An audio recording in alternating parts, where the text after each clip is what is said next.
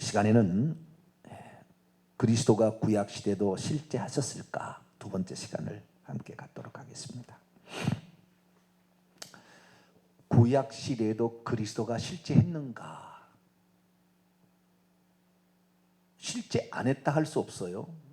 그러나 정확한 표현은 실제 했으나 나타나지는 않았다, 이렇게 정리하는 것이 가장 확실한 정의입니다. 왜냐하면 예수님께서 이미 이 세상에 아들로 오시기 전에도 계셨어요. 그 예수님은 하나님으로 계셨다고 봐야 되고요, 하나님으로 계셨을 뿐만 아니라 하나님이 보내실 자로도 계셨어요. 하나님은 한 분인데 이 하나님 한 분을 역할로서 우리가 어느 정도 구별할 줄 알면 조금 더 쉽게 알 수가 있는데, 하나님을 세 분으로 나누려고 하면은 하나님이 잘 안 보이게 돼 있다고요. 안 보이게 돼 있어요. 그래서 하나님을 세 분으로 나누면 안 돼요. 쉽게 설명을 해드릴게요. 지금 천국에 가면 하나님이 세 분일까요? 한 분일까요? 인격이 세 인격. 그러니까 세 분이라 하면 전부 아니라고 그래요, 답은. 그러나 삼위일체론자들 물어보면은 천국에서 하나님이 세 위격, 그러니까 아들의 자리가 아들 자리, 아버지 자리, 인격이에요. 퍼슨. 그 인격이 서로 다른 세 개의 인격이 천국에 있습니까? 한 분 하나님의 인격만 있습니까? 대답하기 곤란해요. 네. 천국에는 좌우지간 천국에는 하나님이 한 분 계신다는 것을 알 수가 있어요. 그런데 우리는 그것을 예수 그리스도께서 하나님 보좌 우편에 계신다, 항상 이 생각이 있다 이 말이죠. 왜냐하면 성경에 그런 말이 한두 번 나온 게 아니에요. 여러 번 나와요. 한 7번, 8번 나올 거예요. 하나님 우편에 앉아 계신다는 말이. 그래서 여러 번 나오니까 예수님이, 하나님은, 아버지는 보좌에 앉아 계시고 그의 오른편에 아들 되신 예수님이 앉아 계신다고 생각하는 거, 상상을 하는 거죠. 상상을 해가지고 우편에 예수님이 서 계신 예수님, 그 다음에 또는 우편에 보좌가 또 있어서 거기에도 앉아 계신 예수님을 상상하게 되므로 셋신을 믿게 되는 거예요. 결국에 왜? 예수님만 하나님이라고 하면 성령님은 소홀하는 것 같으니까 또 성령님을 세워줘야 되거든. 그러다 보니까 세 분 하나님이 천국에 있는 것처럼 표현이 되는 거예요. 그런데 천국에는 세 분 하나님이 아니에요. 천국에는. 그러니까 이 땅에서 나타나시기는 세 분으로 우리가 인격적으로 달리 이렇게 나타나셨지만 천국에서는 그런 적이 없으시죠. 네. 그러니까 천국의 상황을 잘못 이해함으로 한국교회가 한국교회가 아니에요. 325년 니케아 종교회의 이후로 하나님을 세 분으로 나누는 것이 지금까지 영향력을 가지고 와서 천국에서 깜짝 놀란다는 거예요. 다 사람들. 왜? 천국에 가면 하나님 한 분밖에 안 계시니까. 예수님 만날 줄 알고 성부 하나님 만날 줄 알고 성령 하나님 만날 줄 알았는데 천국에 가면 그러지 않은 거죠. 천국에는 보좌에 앉아 계신 예수님을 보는 거예요. 그러니까 우리가 세 신을 믿고 갈 수가 있는데 이 세 신을 믿음으로 말미암아 이단이 쳐들어오는 거예요. 이단이 계속 이렇게 쉽게 쳐들어오는 거예요. 그래서 세 분을 믿으면 안 되고 한 분을 믿어야 된다는 거죠. 그러면 뭐냐? 요한계시록 읽어보게 되면 하나님 보좌에 앉으신 이는 안 보여요. 영이시니까 하나님은. 예? 보좌에 앉아 계신 이가 사람처럼 할아버지처럼 수염을 기른 할아버지가 있고 젊은 예수님이 있는 게 아니라 하나님은 안 보이세요. 영이시니까. 그냥 보좌에 앉으신 이라고 표현돼요. 그럼 어떻게 아느냐? 영으로 아는 거예요. 이분이 여기에 지금 앉아 계신다라는 걸 아는 거예요. 하나님은 사실 영이시기 때문에 천지에 충만합니다. 동시 존재가 가능하기 때문에 그 자리에 꼭 앉아 계신다고 우리가 제한할 수는 없어요. 그러나 하나님은 본연의 자리가 있는 거지요. 하나님의 통치의 자리가 있다고 보는 겁니다. 그 자리가 바로 천국에 있는 보좌는 분명하게 있죠. 그 보좌에 앉으신 이가 있는데 얼굴을 볼 수가 없어요. 그분을 볼 수가 없는 거예요. 그런데 그분이 밖으로 나오시면 거기 안 계신 게 아니에요. 거기 계시지만 그게 밖에 나와서 우리가 나타난 하나님을 보면 예수님이 보이는 거예요. 아시겠죠? 정확히 이제 이렇게 아는 거예요. 그래서 요한계시록에 보게 되면 예수님은 어떻게 되느냐? 흰 옷을 입고 발에 끌리는 옷을 입고 7금 촛대 사이에 돌아다니고 있었어요. 자, 요한계시록 1장을 볼까요?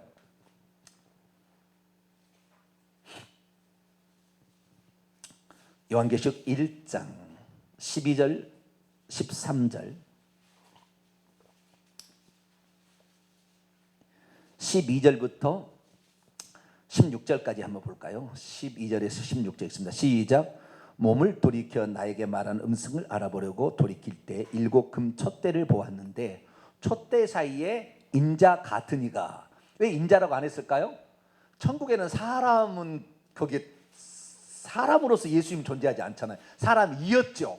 그래서 18절에 보니까 살아있는 자라 내가 전에 죽었었노라.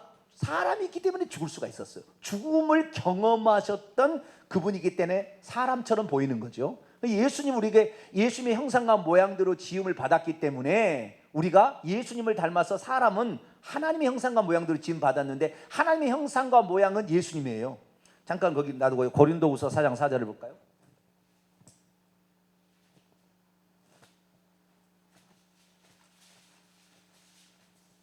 고린도후서 4장 4절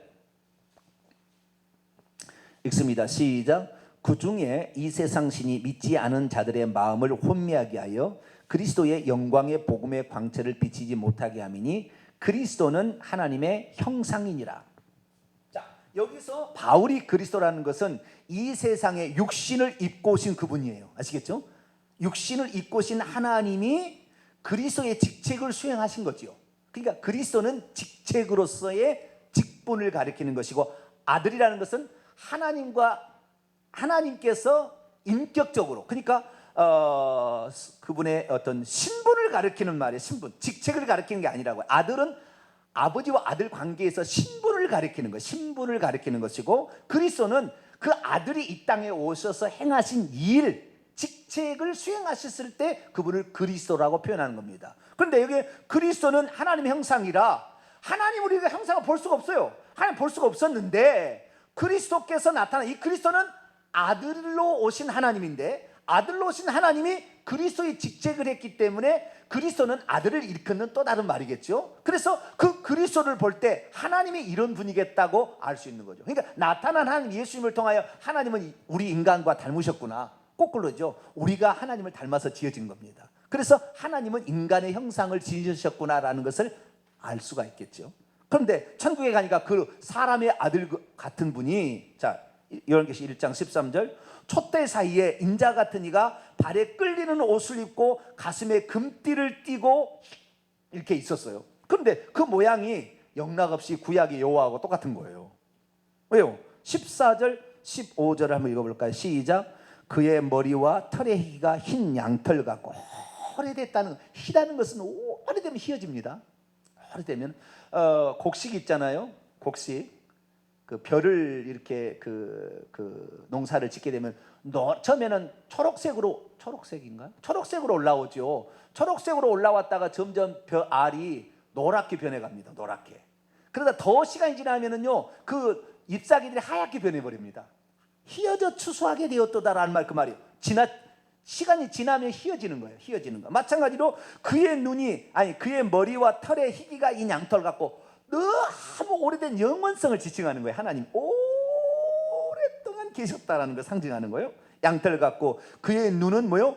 불꽃 같고, 그의 발은 풀무에 단령한 빛난 주석. 불꽃 같다는 것은 모든 것을 감찰하셔 다 아신다는 전지성을 가리키는 것이고, 그의 발은 풀무분에 단령한 빛난 주석. 주석이 얼마나 무겁습니까? 한번 탁 눌러버리면 그냥 으깨져 버려요. 그냥 으깨져 버려요. 그분의 심판주라는 거죠. 일 같고, 그의 음성은 많은 물소리 같고, 쩌렁쩌렁한 그 음성, 이렇게 말하는 거죠. 다니엘서 7장을 볼까요?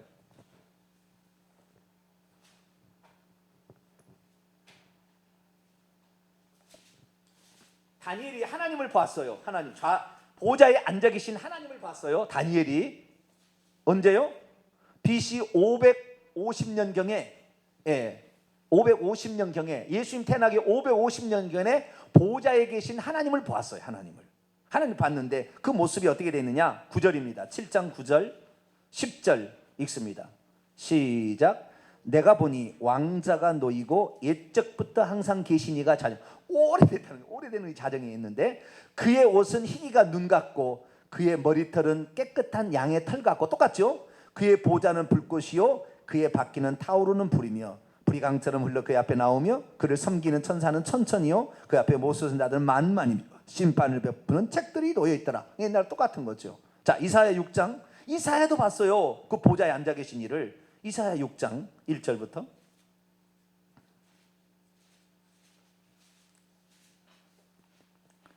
이사야 6장 1절 보겠습니다. 읽겠습니다. 시작. 우시야 왕이 죽던 해에 내가 본즉 주께서 높이 들린 보좌, 한 개야, 단수, 보좌에 앉으셨는데 그의 옷자락은 성전에 가득한, 그 보좌에 앉으셨는데 얼굴은 안 보이지만 옷자락이 가득한, 이런 상태로 보았다는 거죠.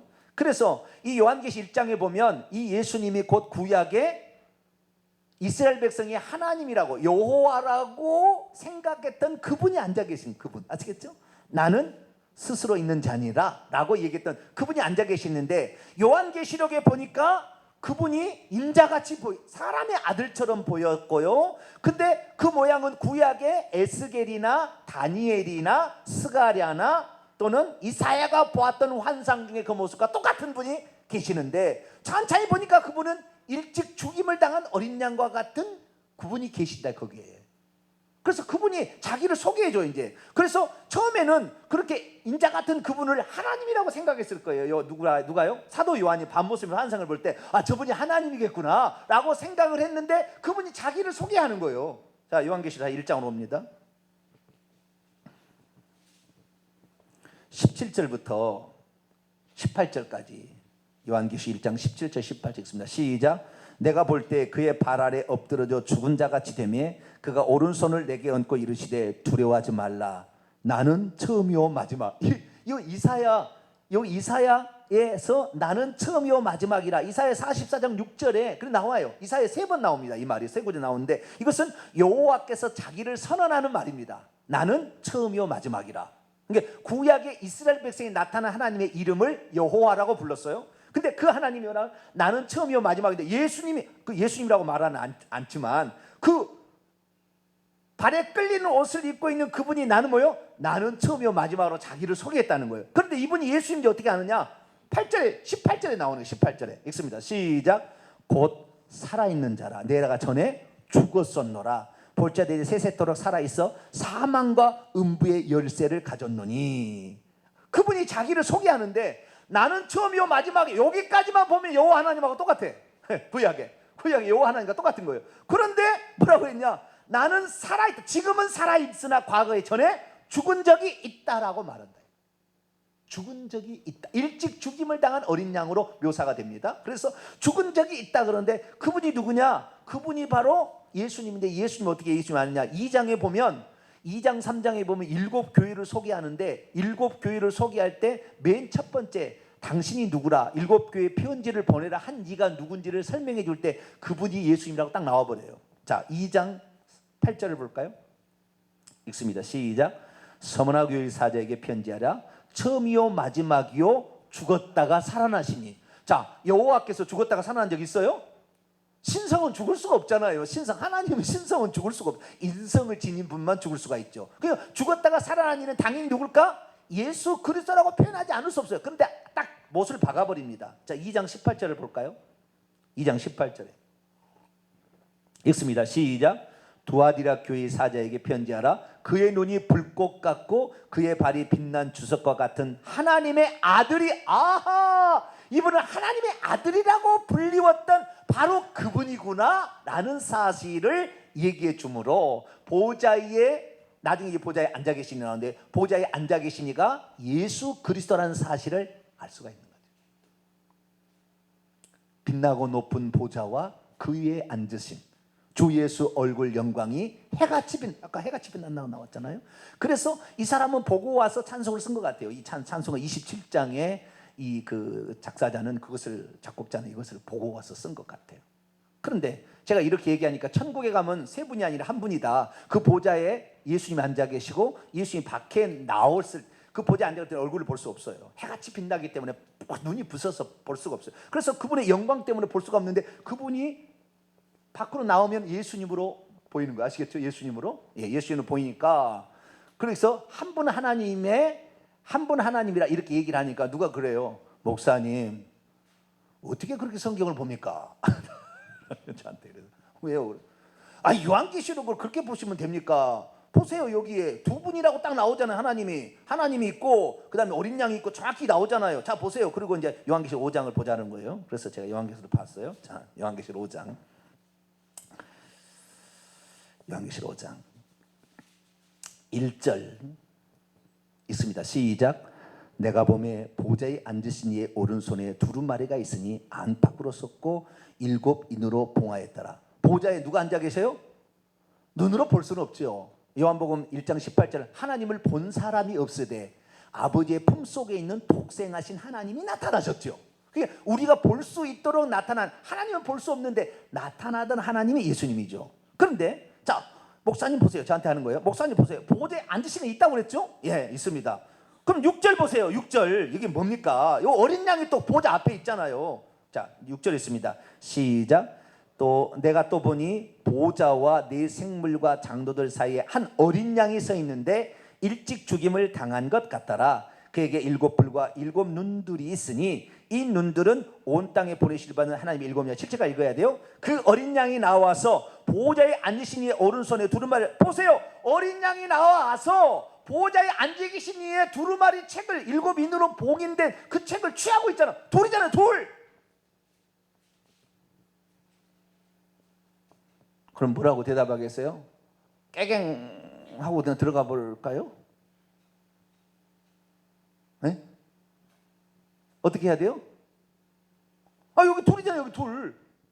뭔 소리 지금 하는 거예요? 하나님 보좌에 앉아 계시고 어린 양이 거기 있다고 했잖아요. 그럼 어린 양이 있고 보좌가 있지 않아요? 보좌에 앉아 계신 이가 있고, 그럼 두 분이에요, 두 분. 응? 그러니까 우리가 속는 거예요. 너무나 우리는 하나님을 두 분, 세 분이라고 생각하는 상속에 너무 많이 빠진 거예요. 근데 참 감사하는 것 중 제가 이렇게 하니까 우리 집사람이 맨날 나에게 한 얘기가 있어요. 목사님이랑 맨날 신학해가지고 조직 신학해가지고 그렇게 보지 우리는 그렇게 안 봐요. 우리는 처음부터 하나님 한 분으로 그냥 알았어요. 그렇게 얘기를 하더라고요. 그래서 그런가? 그러신가요? 대답을 하면 네. 네. 네. 네. 목사님들 때문에 네, 아예 모를 때 그냥 한 분을 딱 알고 있었는데 어느 날 목사님이 딱 구별해서 얘기해 주니까 세 분이구나. 근데 이렇게 이제 알아가는 거죠. 그러니까 목사님이 본대로 설명하는 거 아니에요, 그죠? 목사님 아는 대로 설명하는데 목사님이 틀리게 얘기했을 것은 아닐 것이다라고 믿는 가운데 믿으니까 내가 잘못 알고 있었겠지라고 이제 가는 거잖아요. 그런데 자, 정확히 아셔야 됩니다. 자, 여기에 어린 양은 실제 하는 어린 양입니까? 상징의 표현입니까? 그걸 아셔야 돼요. 보좌에 앉아 계시는 상징입니까? 실제입니까? 실제 보좌에 앉아 계셔요. 보이지 않지만. 그렇죠? 그러면 이 보좌 앞에 어린 양이 나타나는 이 어린 양은 실제 하는 겁니까? 상징인 겁니까? 대답이 없으시네. 거기에 이 어린 양에 뿔이 있는데 뿔이 몇 개요? 7개가 있고 눈이 7개래요. 실제 하는 거예요? 상징이에요?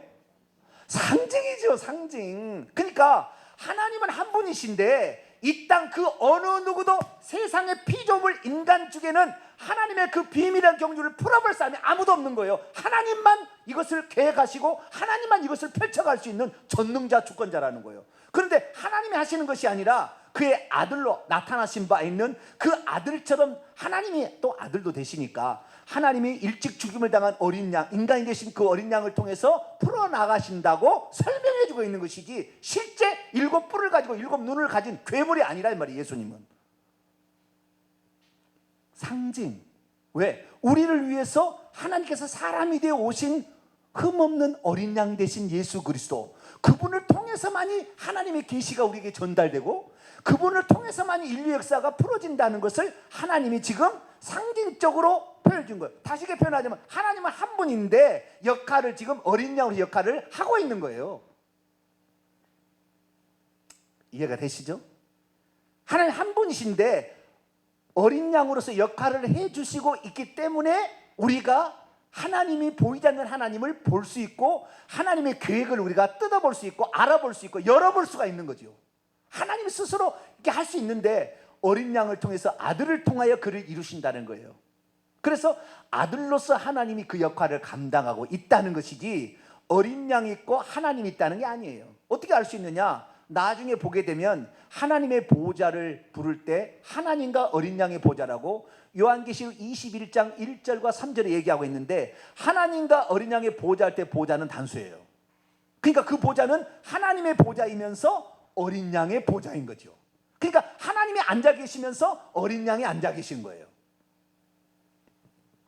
하나님께서는 그 영광을 다른 자에게 준다고 이사야에서 말했어요, 안 했어요? 나는 내 영광을 다른 자에게 주지 아니하리라. 하나님은 결코 두분될 수 없어요. 당신의 영광을 피조물에게 주지 않습니다. 그리고 어떤 당신과 똑같은 신적 존재를 가지고 있는 능력을 가지고 있는 또 다른 존재에게 주지 않아요. 어떻게 하나님께서 그 모든 것을 그 어떤 자기가 만든 또 다른 것이 주겠어요? 절대 그렇지 않습니다. 하나님은 오직 당신만 가지고 있는 창조주로서 가지고 있는 영광이 있다 이 말이에요.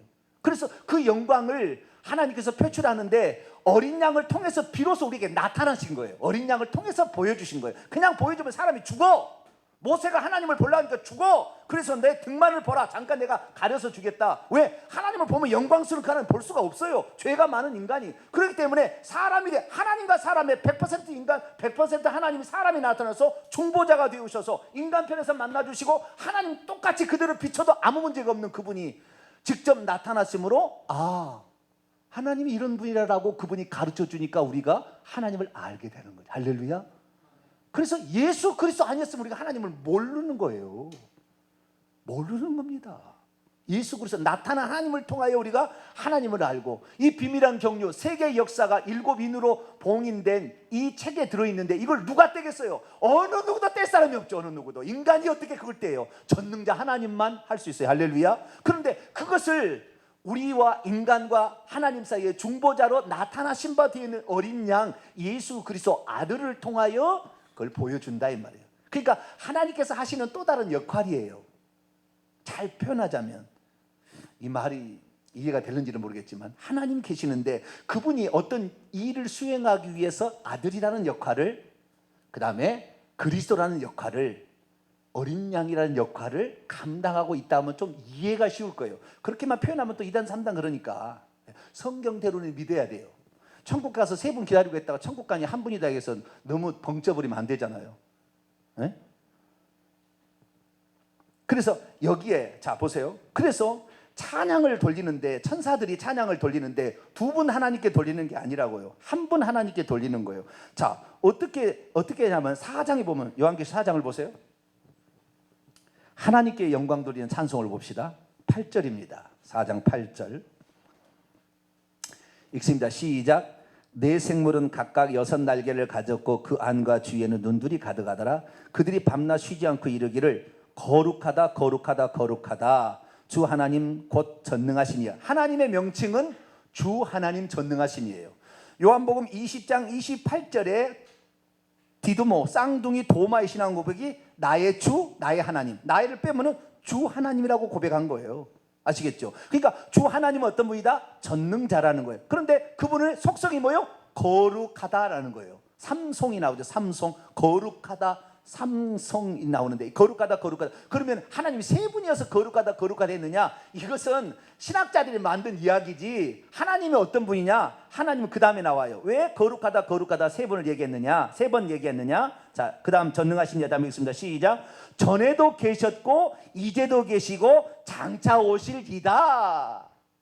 하나님이 그런 분이기 때문에 거룩하다 거룩하다 거룩하다라고 천사들이 3번 찬송을 하고 있는 거예요. 그분이 누구냐? 9절 그 생물들이 보좌에 앉으사 세세토록 살아계시는 그분. 아까 세세토록 살아계신 그분은 누구라고 했어요?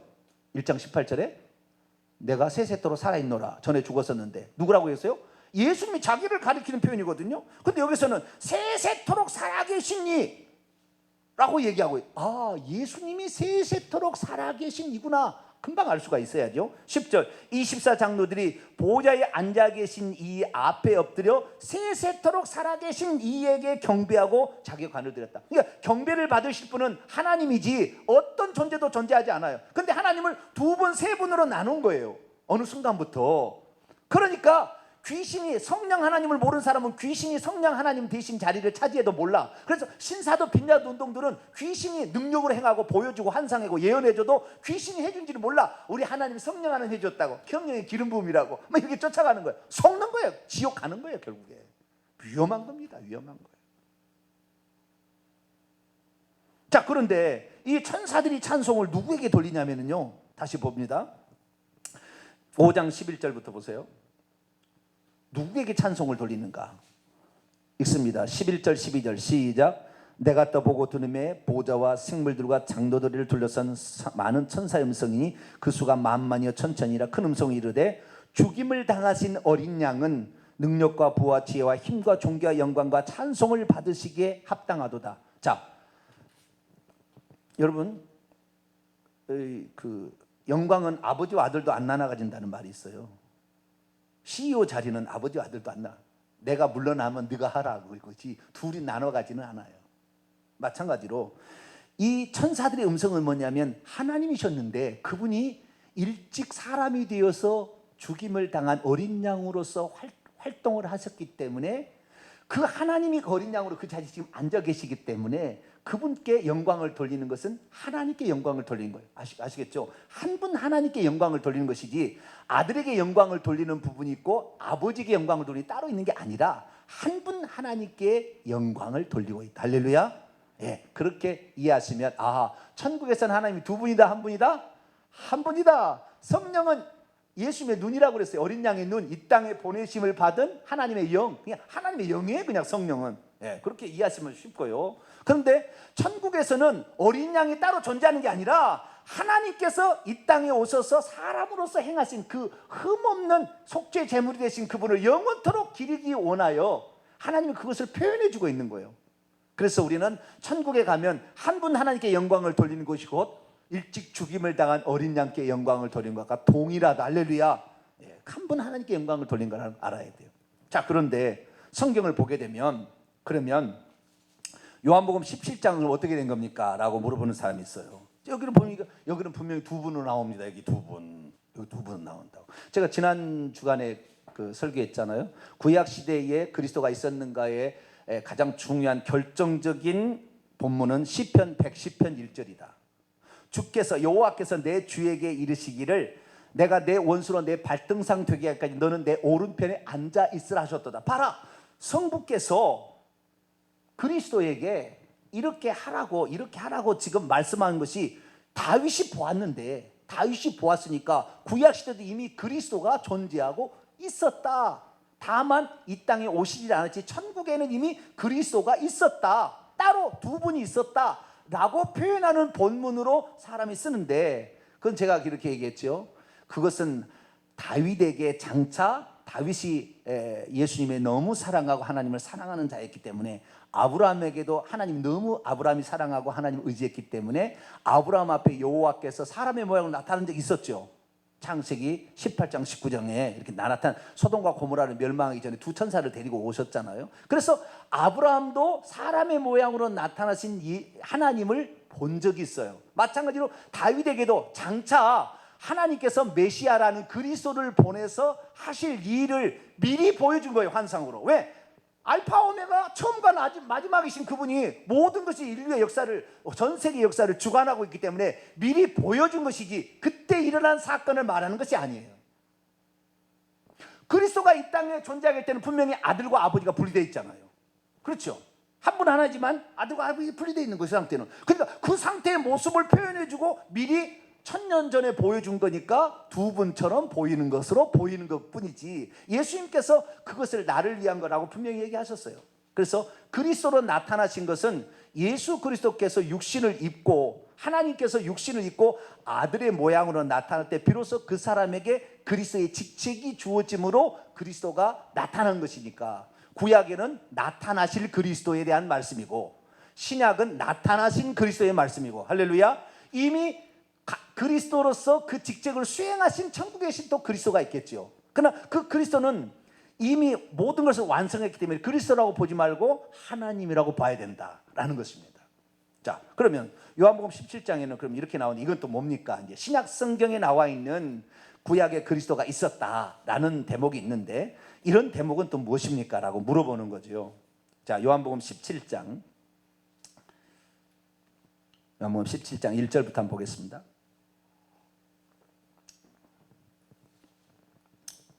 요한복음 17장 1절부터 예수께서 이 말씀을 하시고 눈을 들어 하늘을 우러러 이르시되 아버지요. 자, 기도하고 있는 예수님이 계시고 기도를 받으시고 있는 아버지가 있죠. 그래요, 안 그래요? 그렇죠. 기도하고 있는 예수님과 기도를 받으시고 있는 아버지가 있습니다. 이게 사실입니다. 네. 왜? 예수님은 아들로 분명히 인격적으로 나타나셨으니까. 그래서 아버지여 때가 이르렀사오니 아들을 영광스럽게 하사 아들로 아버지를 영광스럽게 하게 하옵소서. 아버지께서 아들에게 주신 모든 사람에게 영생을 주게 하시려고 만민을 다스리는 권세를 아들에게 주셨음이로소이다. 영생은 곧 유일하신 참 하나님과 그의 보내신 자 예수 그리스도를 아는 것이라. 여기까지는 뭐 문제 없이 나갑니다. 아버지께서 내게 하라고 주신 일을 내가 이루어 아버지를 이 세상에 영광스럽게 하였사오니 5절이 문제인 거예요. 5절이. 이제 5절이 큰 문제가 되는 거예요. 이걸 통해서 구약 시대도 그리스도가 따로 있었고 아버지와 아들이 따로 있었다. 그리스도도 따로 있었다라고 이 본문을 가지고 신약 성경 가운데 이게 가장 큰 논쟁점이 되는 거예요. 이걸 가지고 결국에 두 분이 있었다 또는 성령까지 세 분이 있었다라고 표현해 주는 본문입니다. 자, 5절 읽습니다. 시작. 아버지여 창세 전에 내가 아버지와 함께 가졌던 영화로서 지금도 아버지와 함께 나를 영광스럽게 하옵소서. 자, 첫째. 자, 분명한 것은 예수님이 인격을 취하심으로 사람의 몸을 입고 이 땅에 오실 때는 아들이란 신분의 하나님이 분명히 계신 거죠. 그렇죠? 예, 하나님 계신 거예요. 천국에는 하나님도 계시고. 그래서 무소부재하신 분이 동시 존재가 가능하기 때문에 얼마든지 설명은 됩니다. 아시겠죠? 예, 동시에 11시 예배를 다 받으시잖아요. 어디 가서나. 우리 동탄명성교회 와서 예배 받으신 거 아니에요. 동시 존재가 가능하시기 때문에 얼마든지 하늘에도 계시고 이 땅에도 계신 하나님을 생각해 볼 수 있습니다. 그런데 여기 보니까 아버지여 창세전에 아버지와 함께 가졌던 영광이 있다는 거예요. 함께. 그러면은 아버지도 갖고 있고 나도 갖고 있다라는 느낌이 들잖아요. 이 본문대로 지금 개역 한글 좀 이따 얘기합니다만은 원문은 그렇게 안 나옵니다. 그런데 개역 성경이 그렇게 표현되기 때문에 우리는 이 개역 성경의 말로만 이해를 하면 함께라는 것은 둘을 말할 때 함께지 혼자를 함께라고 표현하지 않습니다. 그러지 않겠어요? 둘을 당신의 영광, 아버지의 영광도 있고 아들의 영광도 있으니까 아버지께서 아버지와 함께 가졌던 영광, 그냥 아버지도 영광을 가지고 있고 나도 영광을 가지고 있기 때문에 둘이라는 존재를 전제하는 표현이에요. 함께라는 표현은. 아시겠죠? 항상 함께라는 것은 혼자를 함께라고 표현할 수 없는 거예요. 그러니까 둘이 존재합니다 라고 말하는 거예요. 그런데 헬라 원문을 보게 되면 아버지와 함께 가졌던 영광이 아니에요. 파라라는 전치사를 쓰고 있는데 파라라는 것은 곁에요. 곁에. 아버지 곁에요. 아버지요, 하나님께서 세상을 설립하기 전에 내가 아버지 곁에서 가지고 있던 영광으로서 지금 당신 자신 곁에서 나를 영광스럽게 하라. 이게 무슨 말이냐면 이걸 상상해야 돼요. 우리는 곁에나 무슨 함께나 뭐 틀린 말이 뭐 똑같은 말 아니냐 그렇게 생각하는데 아니에요. 곁에라는 말과 함께라는 것은 상당히 동등한 측면에서 말을 얘기하는 것이고 곁에라는 것은 부속적인 딸리는 측면이 강조된 거예요. 네? 아버지 곁에서 누가 아들이 따라가는 곁에라고 표현할 때는 부속적인 딸림의 표현이 많이 강조되고 함께라는 것은 동등한 레벨에서 말할 때는 함께를 쓰는 거예요. 대부분 그렇게 하는 거예요. 곁에라고 쓸 때는 다른 표현이에요. 그러면 곁에라는 말이 무슨 말이냐? 그러면 곁에라든지 어쨌든 따로 있는 거 아니냐? 함께 있는 것이나 곁에 있는 거나 어쨌든 따로 있는 거 아니냐? 이제 이렇게 표현할 수 있잖아요. 이걸 아셔야 돼요. 뭘 아셔야 되냐면은 하나님께서는 만세 전부터 인류를 구원하시기 위하여 그리스도를 보내주시겠다는 계획을 가졌겠어요? 안 가졌겠어요? 당연히 가졌겠죠.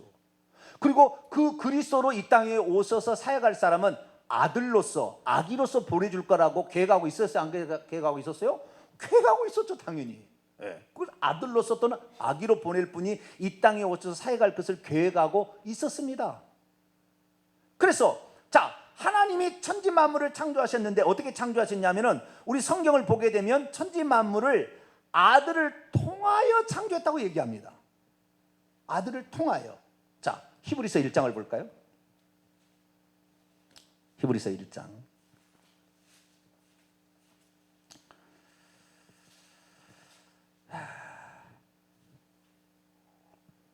2절입니다. 2절. 히브리서 1장 2절 읽어볼까요? 시작. 이 모든 날 마지막에는 아들을 통하여 우리에게 말씀하셨으니 이 아들을 만유의 상속자로 세우시고 또 그로 말미암아 모든 세계를 지으셨느니라. 그분을 통하여인데 원문은 그러지 않습니다. 자, 원문을 얘기하면 이 모든 날들 마지막에는 그분께서 아들 안에서 우리에게 말씀하셨습니다. 원문은 뭐라고요? 아들 안에서 말씀하셨어요. 그러니까 아들 안에, 하나님께서 아들을 통하여 말했다고 틀린 건 아니지만 아들 안에서 말했어요. 그러니까 우리가 하나님을 제대로 알려면 아들 안에서 말한 말씀을 들어봐야 알 수 있겠죠. 아들 안에서 말씀하셨으니 그분을 모든 것의 후사 상속자로 두셨다. 그리고 그분께서 그분을 통하여 모든 세대를 창조하셨다. 그러니까 하나님께서 그분을 통하여 창조하셨는데 아들을 통하여 창조했다는 건 말이 되는 거잖아요. 여기 원문을 그대로 보면은. 자, 골로새서 1장 한번 더 볼까요? 골로새서 1장 15절 16절 17절까지. 이것 때문에 하나님 그리스도는 선지하셨다는 말을 쓰는데 선지하셨다는 말이 틀린 건 아니에요. 그리스도께 선지하신 거예요. 그런데 생각 속에 선지하고 있었던 거지 나타난 것은 아니었다는 거예요. 정확히 그걸 아셔야 되는 거예요. 자, 15절에서 17절 골로새 1장 15절 17절 읽습니다. 시작. 그는 보이지 아니하시는 하나님의 형상, 보이지 않는 분이 보이는 분으로 나타난 분이 예수 그리스도. 모든 피조물보다 먼저 나신 이는 프로토토코스라고 합니다. 뭐라고요? 프로토토코스, 헬라어로 프로토토코스를 알아야 돼요. 왜냐하면 번역을 이렇게 하고 맏아들이라고 번역한 데도 있어요. 프로토토코스를. 예, 부활 가운데 먼저 맏아들이 됐다는 표현. 어쨌든 프로토토코스이시니 만물이 그분 안에서 창조되되 하늘 안에서 땅 위에서 보이는 것들과 보이지 않는 것들과 혹은 왕권들, 보호자들이나 주권들이나 통치자들이나 권세들이나 만물이 다 그를 통하여 창조되었고 그분 안으로 창조되었기 때문이다. 또한 그가 모든 것들보다 먼저 있었고 만물이 그분 안에 함께 섰다. 야, 봐라. 만물보다 먼저 그분이 계셨다. 먼저 나신 이가 먼저 계셨다 하지 않냐. 그러니까 만물을 창조하기도 전에 하나님께서 성부와 성자로 있었다고 얘기하지 않냐. 그렇게 얘기하면 어떻게 할까요? 깨갱 또 해야 되나. 네. 이것 때문에 요한복음 17장 말씀하고 5절 말씀과 이 골로새 1장 말씀을 통하여 뭐라고 얘기하느냐. 하나님은 두 분으로 이미 인격적으로 다른 두 분으로 존재하고 있었다라고 표현하는 거죠. 자, 그러면 이 표현을 그대로 이제 우리가 받아들인다 합시다. 성경은 통전적으로 봐야 돼. 통전적으로 어느 한 부분만 보면은 그것만 발췌해가지고 그것만 확대하면 이단이 나오는 거예요. 성경은 여러 개 말씀하셨다고요. 우리에게 이해를 할 수 있도록. 그래서 우리는 성경을 66권을 주셨다는 데에 대해서 우리는 감사해야 돼요. 66권을. 왜? 한쪽 부분만 보면은 그럴듯하게 넘어갈 수 있어요. 그래서 어떤 사람은 한쪽 부분만을 강조해가지고 그걸 가지고 교리를 만들어버려요. 그러면 그것이 정통이 되어버리고 그것이 아닌 자들을 결국 이상하게 취급하게 되는 그런 결과로 빠져버리게 되는 거죠. 그러지 말. 그럼 다른 성경을 봐야 돼요. 다른 성경을. 자, 우선 요한복음 1장을 읽고 제가 전체적인 설명을 하도록 합니다. 요한복음 1장을 볼까요? 이제 다 왔습니다. 요한복음 1장. 그리스도께서 선지하셨다, 실제하셨다는 거 요한복음 1장에도 나온다는 거예요. 요한복음 1장 1절부터 3절까지. 요한복음 1장 1절부터 3절까지 있습니다. 시작. 태초에 말씀이 계시니라. 이 말씀이 하나님과 함께 계셨으니 이 말씀은 곧 하나님이시니라. 그가 태초에 하나님과 함께 계셨고 만물이 그로 말미암아 지은 바 되었으니 지은 것이 하나도 그가 된 것이 없느니라. 여기에 함께라는 말, 함께라는 말이 그 함께라는 말이 아닙니다. 여기에 함께라는 말은 아까 함께라는 말 with together라는 의미가 아니고 곁에, by, 곁에 옆에라고 했죠. 요한복음 17장 5절에서는. 근데 여기에서 함께는 프로스입니다. 헬라어로 보면 헬라어를 프로스라는 것은 두 가지 뜻입니다. 무엇을 향하여 라는 말과 또는 그에게서부터 라는 두 가지 뜻이 있어요. 그래서 요한복음 1장 1절을 원문에 직역하면 태초에 시작 안에 말씀이 미완료예요. 있어 왔고 지금도 있고 앞으로도 계속 있을 거예요. 말씀이 아직도 있어 왔습니다. 이 말씀은 하나님을 향하여 계셔 왔어요. 여기도 미완료예요. 하나님 향하여라고 하지 말고 두 번째 의미, 하나님에게서부터 있어 왔고 지금도 있고 앞으로도 있을 거예요. 그런데 이 말씀은 곧 하나님이시라. 그가 아니에요. 보면은 그가 아니라 그 앞에 있는 관계 대명사로 봤는데 말씀을 받고 있어요. 근데 말씀을 인격적으로 한글 성경, 영어 성경이 잘못 번역을 한 거예요. 그 말씀을 받는 거예요. 말씀을 받으니까 그 말씀이라고 번역을 해야 되는데 그가라고 그거는 누구예요? 그가 태초에 하나님과 계셨더니 그는 꼭 예수님처럼 돼버리잖아요. 그 순간에 바뀌어버리는 거예요. 그럼 이게 그 원문대로 번역해야 되는데 이 관계대명사로 그걸 받고 있어요. 그 말씀의 남성 그 관계대명사로 받고 있지. 이것이 그분이라 히라고 안 나온다고요. 원문에 보게 되면. 근데 그 말씀이 태초에 하나님 플러스예요. 하나님에게서 계셔왔고 지금도 있고 계셔 있다. 자, 그러면 그리고 그 말씀으로 말미암아 8절을 보니까 만물이 그 말씀으로 말미암아 생겨났으니 생겨난 것이 하나도 그분이 없이는 될 것이 없다. 자, 그러면 하나님께서 보세요. 자, 이제 종합해서 딱 말씀드릴게요. 하나님께서 천지 만물을 창조하셨는데 아들을 통하여 창조했다고 히브리서나 다른 데 골로새에 나온단 말이죠. 그러면 아들이 존재했냐? 아들이 따로 존재했냐? 아들을 통해 만들었으니까. 그렇게 생각하기가 쉽거든요. 그래서 함께라는 말을 쓰지 말고 원문대로 직역해야 돼요. 아버지에게서 말씀이 나와서 그 말씀을 통하여 만물이 지어졌다는 정확한 해석을 빌리자면 말씀이 나중에 육신을 입어서 예수님이 됐잖아요. 그러니까 예수님은 말씀이 결국에 하나님이 했던 그 말씀이 육신을 입어서 2000년 전에 동정녀 마리아의 몸에 태어남으로 비로소 나타난 하나님으로 나타났어요. 그러니까 그전에 안 나타난 거예요. 계시기는 계셨죠. 그런데 아버지께서 뭐예요? 말씀하심으로 천지 만물이 나왔으니까 이 말씀은 아버지의 창조 사역을 대행하는 어떤 것을 표현하는 거지요. 그런데 아버지의 그 말씀을 대행하는데 이 말씀이 결국에 이 하나님은 말씀하시는 존재의 하나님이에요. 말씀의 하나님이기 때문에 이 말씀이 육신으로 표현되면 예수님이에요. 육신으로는 아버지가 육신을 되지 않았으니까. 그래서 육신이 되어버린 분은 말씀은 예수님이라고 하는 거죠. 결국에 뭡니까? 하나님께서는 이 말씀을 통하여 창조했다는 것은 하나님께서 가지고 있는 일들을 수행하는데 오직 장차 태어날 아들을 통하여 모든 것이 만물이 지어졌고 아들을 통하여 구속사역을 하실 거니까 아들을 영광스럽게 하고 아들을 높이도록 하기 위해서는 그 말씀을 아들이라고 표현하고 이걸 해야만이 이 말씀을 하나님처럼 떠받드는 거예요. 그러나 사실은 하나님께 속한 거죠. 말씀은 하나님께 속한 거예요. 그러니까 지금 표현을 아들이라고 표현했을 뿐이지 아직 아들은 동정녀 마리아에게 태어나야 비로소 그때 태어나는 거예요. 존재는 했으나 이것이 나타나진 않았다는 거죠. 그러니까 하나님은 구약에는 한 분으로 계셨고 그분이 하시는 일들이 지혜도 있고 그분이 말씀도 있고 그분이 권세도 있고 여러 가지가 있다 이 말이에요. 이것을 한마디로 잠언서 8장이 딱 얘기를 해줘요 우리에게. 자, 잠언서 8장을 볼까요?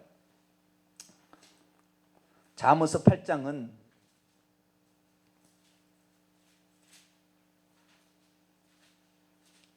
여호와 증인이 이용하는 거예요.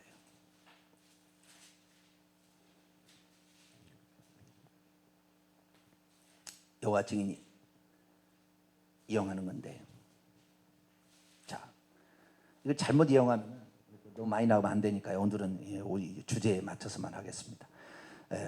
잠언서 8장 1절 보겠습니다. 지혜가 부르지 아니하느냐? 명철이 소리를 높이지 아니하느냐?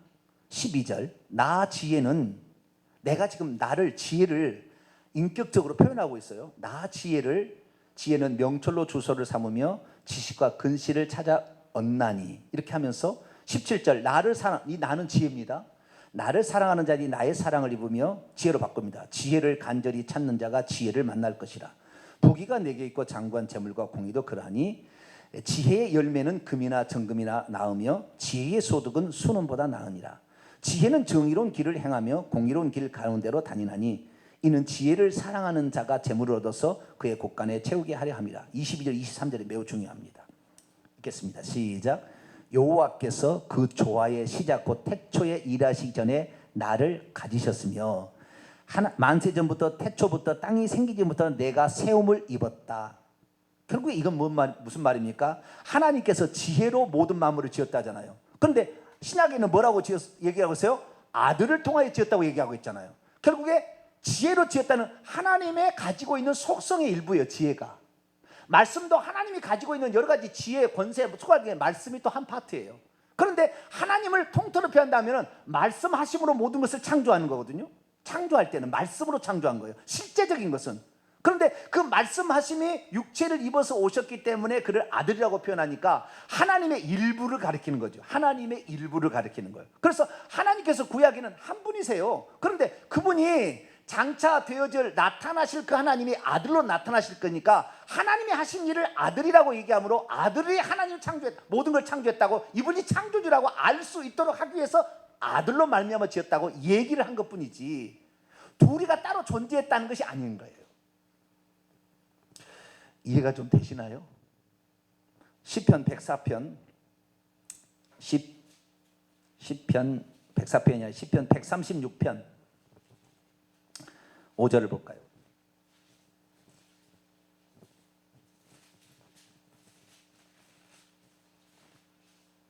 (136편) 5절 읽습니다. 시작. 지혜로 하늘을 지으신 이에게 감사하라. 그 인자하심이 영원하미로다. 그 지혜로 하늘을 지으신 이가 1절에 여호와께 감사하라. 그 다음에 4절 홀로 그 귀한 일을, 하나님은 아들하고 협의해서 지은 게 아니에요. 홀로 귀한 일들을 행하셨어요. 결정타 이사야 44장, 아들하고 협의해서 지은 게 아니에요. 이사야 44장 24절, 삼위일체, 잘못된 삼위일체죠. 삼위일체가 다 틀린 거 아닙니다. 그런데 삼위일체를 잘못 믿어서 하나님을 세 분으로 믿는 사람은 이사야 44장 24절을 말씀을 읽을 때 깨져요. 그리고 이사야 9장 6절을 읽으면 깨져요. 딱 깨져버립니다. 왜? 이사야 9장 6절은 아기, 아들, 전능하신 아버지, 하나님, 그 다음에 보혜사 성령까지 다 얘기해버려요. 한 분이라고 딱 얘기해버리니까. 자, 44장 24절 읽습니다. 시작. 내 구속자여, 모태에서 너를 지은 나 여호와가 이같이 말하노라. 나는 만물을 지은 여호와라. 홀로 하늘을 폈으며 나와 함께 앉아 없이 펼쳤고. 그런데 하나님께서 그 지혜로 천지를 창조했잖아요. 그런데 장차 나타나실 예수 그리스도가 하나님이고 창조주라는 것을 알게 하기 위해서 아들을 통하여 지었다고 말합니다. 그러니까 하나님은 혼자 하신 거예요. 누구하고 협의하거나 아들하고 협의하거나 성령하고 협의한 게 아니라고요. 이 땅에 성령을 보내서 창조 일을 하게 하셨죠. 그래서 하나님의 영은 수면에 운행하시는 거죠. 그 영이 내려와 가지고, 하나님 영적 존재니까. 그래서 하나님 한 분이 모든 일을 한 거예요. 그런데 그분이 하신 일의 어떤 것을 인격화시켜서 지혜라고 표현하기도 하고 아들이라고 표현하기도 하고 이렇게 한 거예요. 그러나 장차 되어질 모든 일에 아들을 사람으로만 볼까 봐 하나님께서는 아들을 통하여 창조했다고 말함으로 말미암아 모든 사람들이 아들이 하나님이라는 것을 알아보라는 거였지, 아버지와 아들이 따로 있었다는 것을 말하려고 하는 게 아니에요. 아들이 하나님이고 창조주라는 것을 네가 알아야 된다, 그 말이에요. 그래서 골로새서 그 먼저 나신 이가 뭐라고 내가 헬라어로 뭐라고 했어요? 프로토코스, 프로토토코스라고 내가 얘기했죠. 프로토토코스. 먼저 나시니라. 이게 무슨 말이냐? 먼저 나시니. 예수님께서 먼저 나시니다 이렇게 얘기한 것은 언제 먼저 나시냐면 부활의 첫 열매로 먼저 나시는 거예요. 왜냐하면은 자, 히브리서 다시 봅니다. 1장. 너무나 어려운 문제를 제가 얘기를 해가지고 오늘 그러지만 조금씩 알아가 보죠. 뭐 알다 보면 한 번 하나님에 대한 정확함이 들어오겠죠. 자, 1장 6절입니다. 1장 6절 읽습니다. 시작. 또 그가 마다들을 이끌어 세상에 다시 들어오게 하실 때 하나님의 모든 천사들은 그에게 경배할지어다며. 하나님께서 마다들을 다시 세상, 이것은 재림하실 예수 그리스도를 가리키잖아요. 근데 예수님께서 동생들이 태어남으로 외아들에서 마다들이 되셨죠. 장자가 되신 거예요. 프로토토코스 첫 열매가 된 거예요. 부활의 첫 열매가 되고 그 다음부터 동생들이 태어나게 된 겁니다. 하나님의 자녀들이 태어난 거예요. 여기서 마다들은 프로토토코스라고 돼 있어요. 먼저 나신이라고 돼 있는 거예요. 먼저 나신이. 그러니까 예수 그리스도께서 먼저 나신이, 부활에 먼저 나신이 그분을 말하는, 그러니까 만세 전부터 존재 안 했다고 말하기는 나타나진 않았어요. 계획 속에 있었으니까. 그런데 그분이 실상을 입고 와서 이 땅에 먼저 나신 이로 부활의 첫 열매로서 처음 나타나신 거예요. 요한계시록도 똑같이 말합니다. 요한계시 1장을 볼까요?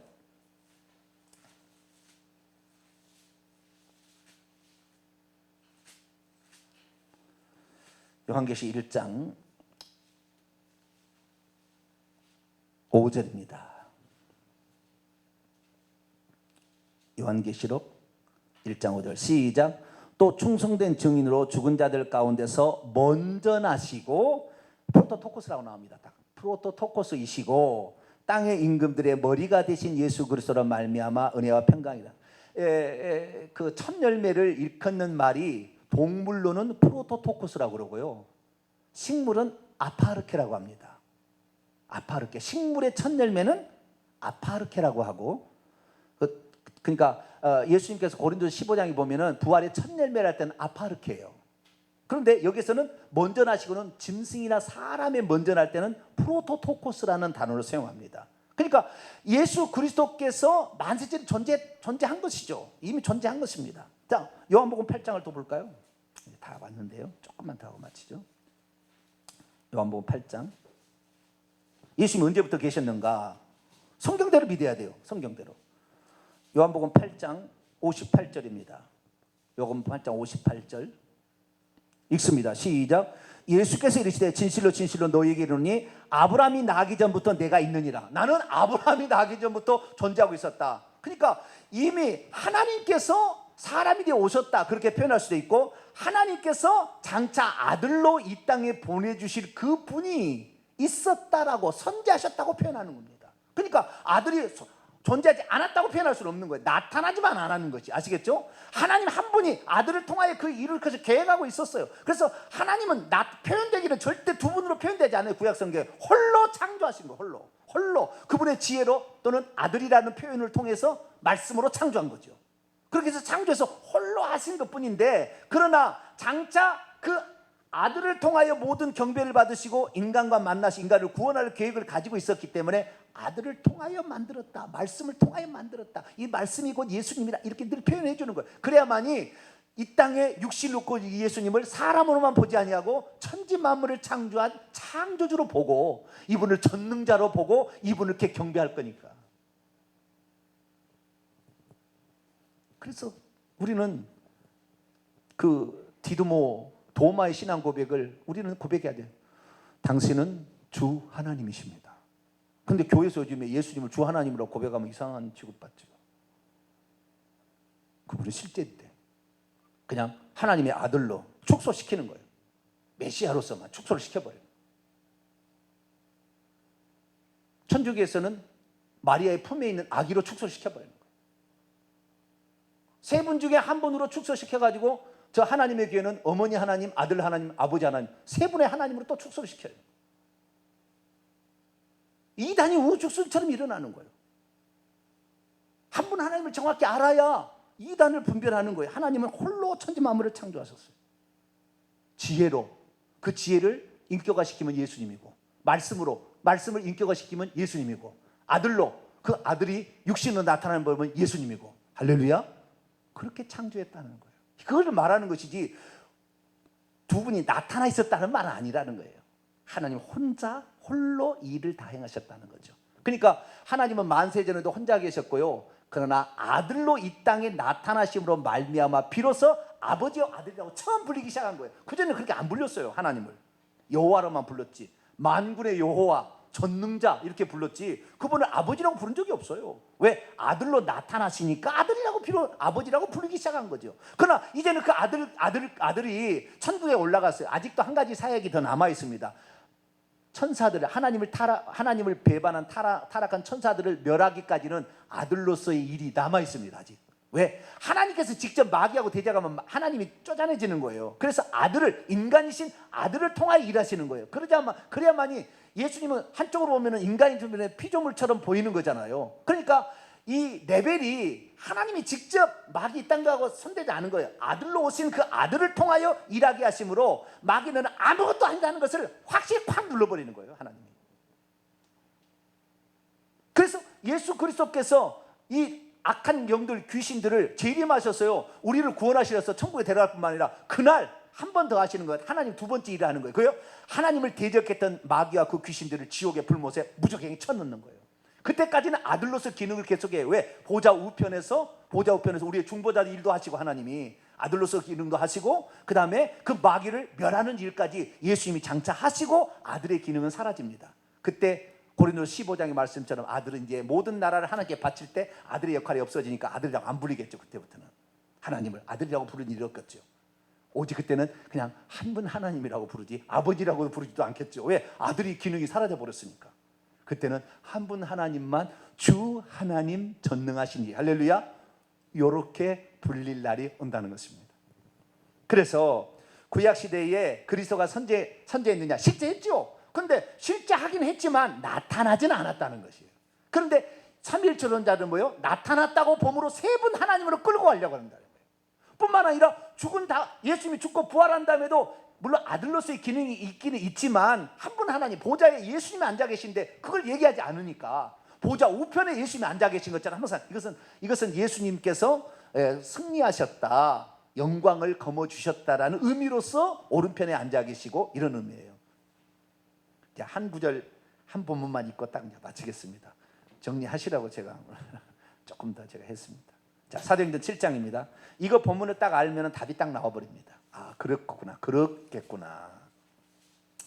지금 제가 얘기하는 것은 기독교 1700년 역사 가운데 이 잘 안 되어진 이야기예요. 잘못된 교리 가운데 지금 빠져 있는 거예요. 그러니까 하나님을 제대로 모르는 거예요. 지금 정확히 하자면 물론 이걸 모른다고 지옥 간다는 얘기는 아닙니다. 이걸 알면 보다 더 하나님을 정확히 알아서 이단을 분별할 수 있고 귀신을 분별해내고 예수 그리스도를 전능한 주 하나님으로 섬김으로 귀신이 있다는 거 그냥 처리 끝나는 거예요. 왜? 전능자가 내 안에 계시니까. 악한 자 우리를 만지지도 못한 요한일서 5장 18절의 말씀이 이루어지기 때문에 질병으로부터 그냥 저주로부터 그냥 빠져나오는 거예요. 할렐루야. 우리 안에 전능자가 계시니까. 사도행전 7장 스데반 사건입니다. 54절 이후에 딱 읽어보면 예수님과 아버지의 관계가 어떤 건지 딱 답이 딱 나와버려요. 54절 보니까 그들이 이 말을 듣고 마음에 찔려 그를 향하여 이를 갈거늘 스데반이 성령 충만에 하늘으로 주목하여 하나님의 영광과 및 예수께서 하나님의 우편에 서신 것을 보시고 말하되 보라 하늘이 열리고 인자가 하나님의 우편에 서신 것을 보노라 하신대. 자 보세요. 이 스데반이 본 것은 하나님을 보았습니까? 하나님의 영광을 보았습니까? 하나님의 영광. 예수님을 보았습니까? 예수님 안 보았습니까? 예수님 영광스러운 빛이 나는 영광은 빛이라고 다르게 해석하면 됩니다. 빛처럼 광채가 가득한 하나님의 영광을 봤고 그 오른편에 누가 서 있어요? 예수님이 서 계신 것을 보았죠. 그렇죠? 하나님을 본 게 아니라 하나님의 영광 가운데 둘러싸여 있었고 그분이 보좌에 내려와서 우측에 서 있는 것을 스데반이 보았습니다. 자, 거기까지 이해가 되시죠? 그들이 큰 소리를 지르며 귀를 막고 일제히 그에게 달려들어 성 밖에 내치고 돌로 칠세 증인들이 옷을 벗어 사울이라는 청년의 발 앞에 두니라. 그들이 돌로 스데반을 치니 스데반이 부르짖으리되 주 예수여 내 영혼을 받으시옵소서 하고. 자, 스데반은 보이지 않는 하나님의 영광의 빛 가운데 그냥 보좌는 그냥 빛으로 그냥 둘러싸여 있어요. 그런데 그분이 이제 이렇게 우리는 아니까 그분이 보좌 우편에 서 계시니까 예수는 인자로 보이는 거예요. 인자로 예수는 보는 거예요. 자, 그러면은 두 분이라고 만약에 칩시다. 스데반이 두 분이라 알았다고 칩시다. 그러면은 그 영혼을 맡길 때 하나님 내 영혼을 받으시옵소 해야 돼요. 그 아들, 그 오른쪽에 있는 아들한테 내 영혼을 받으시옵소 해야 됩니까? 하나님한테 해야지. 그 밑에 핫바리한테 얘기하면은 어떻게 되겠어요? 핫바리는 죄송합니다. 표현을 내가 좀 잘못했습니다. 예? 예수님이 하나님이니까 예수님께 맡긴 거예요. 자신의 영혼을. 할렐루야. 그분이 하나님으로서 우편에 서 계시니까 예수님에게 영혼을 맡기는 거지. 아버지고 아들이 있는데 아들한테 맡기면 안 돼. 자신의 영혼을 궁극적으로 아들은 사람이라고만 친다고 한다면 신성을 가진 아버지에게 맡겨야지. 그런데 그 영혼을 누구에게 맡기는 거예요? 주 예수여라고 맡김으로 말미암아 예수님의 하나님이신 것을 그대로 증언해주고 있는 거예요. 두 분이 아닌 거예요. 두 분이. 무소부지하신 하나님이 인간의 모습으로 나타나실 때는 예수님. 할렐루야. 그러니까 우리가 주 예수여 내 영혼을 받으시옵소서 하는 거 틀린 게 아니에요. 근데 우리 오늘날 죽을 때 주 예수여 내 영혼을 받으시라고 합니까? 하나님 아버지 내 영혼을 받으려 그렇게 합니까? 아직은 아들로서 기능이 있기 때문에 우리가 아버지라고 지금도 부릅니다. 그러나 재림한 후에는 하나님을 아버지라고 안 부를 거예요. 왜? 아들의 기능이 상실되니까. 없어지니까 이제. 그래서 이 장면을 보게 되면 이 하나님께 자신의 영혼을 맡기는 것을 이 스데반은 주 예수여라고 표현하고 있다 이 말이죠. 주님은 누구에게만 붙어야 돼요? 주 여호와에게만 붙이는 용어예요. 어떤 데도 못 붙이는 거예요. 사실은 아도나이라는 말은. 그래서 주 예수여 주여 내 영혼을 받으시옵소서. 그래서 우리는 신약의 모든 사람들은 예수를 부를 때 주님이라고 불렀어요. 하나님이라고 부르면 조금 이상할 것 같아서. 그래서 신약의 초기에는 모두 예수님을 주님, 주님, 주님이라 부른 거. 왜? 하나님이라고 부르면 조금 이상하니까 그렇다는 거예요. 그러나 그들은 알고 있었죠. 그러나 성부, 성자, 성령, 아버지, 아들, 영으로 구분한 다음부터는 예수님은 아들로 제한하기 시작해버린 거예요. 점점 축소가 된 거예요. 그래서 우리는 예수 그리스도를 믿고 있어도 귀신한테 당하는 거예요. 전능자가 내 안에 있는데 이 귀신한테 우리가 당하겠습니까 지금? 우리 안에 창조주가 계시다. 할렐루야. 우리 안에 전능자가 계시다. 할렐루야. 이 믿음으로 한 분 하나님으로 믿으면 우리의 삶이 완전히 달라지는 거예요. 자유롭게 됩니다. 귀신, 죄, 성령이 내 안에 계시는데 예수님이 성령으로 내 안에 계시는데 그분께 인도를 받으면 우리는 죄된 본성으로부터도 자유, 귀신으로부터도 자유, 저주와 모든 것. 왜? 예수의 피가 내 안에 있는데 뭐가 안 됩니까? 그래서 이 성경에 나와 있는 대로 이 믿었으면 온 세상의 모든 사람이 이걸 믿었으면 좋겠어요. 왜? 이게 진짜니까. 성경이 가르치는 진짜니까. 그런데 이 사실 아직도 99.9%가 몰라요. 몰라요. 그럼 저한테 이런 얘기하면은 정 목사 그 얘기만은 하지 마라. 삼위일체를 건들면 당신 위험해. 이렇게 얘기하고 있어요. 근데 사실대로 얘기해야죠. 뭐 누군가가 얘기를 해야 되는데 루터가 무서웠다면 그 얘기했겠어요? 그래서 우리는 성경대로 믿고 한 분 하나님, 구약에는 실제하셨으나 나타나지 않았고 아들로 나타나심으로 비로소 우리는 그분을 알게 되었고 하나님 보이던 하나님을 알게 되었다. 그러나 그분이 마귀를 멸할 때까지는 아들의 직분을 계속 갖고 계신다. 그래서 우리는 그분을 어린 양으로 계속 표현할 것이고 아들로 표현한다. 그러나 예수님이 재림하시면 다시 주 하나님 전능하시로 부르게 될 것이다. 그래서 오직 한 분 하나님만 만세도 계시고 만세 후에도 계신다. 이것을 믿는 저와 여러분 되시기를 바랍니다. 거룩하신 하나님 감사합니다. 성경을 통하여 우리가 알게 되는 이 모든 말씀들을 통전적으로 보아야 되죠.